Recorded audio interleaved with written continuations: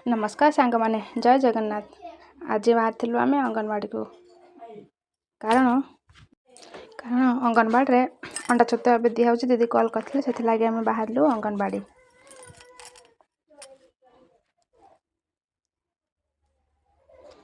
देखो आम अंगनवाड़ी जावाई रास्ता बाटर अंगनवाड़ी हूँ गाँव लास्ट रे अंगनवाड़ी पाखे गोटे आंब गच देखु के पाची बहुत आम पाची से आम कि बिछेक बांधु बहुत मीठा लगुला। अंगनवाड़ी आम आसिक पहुँची गलु दीदी से लेखा लेखि करते आम दस्तखत मारी अंडा नहीं के आसिलु। तापर मो पु भोजन कले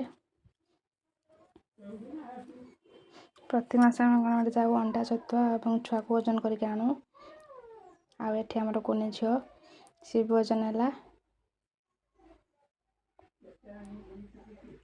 आज ब्लॉग केमती लगला please like subscribe and comment करेंगे। रोचे जय जगन्नाथ।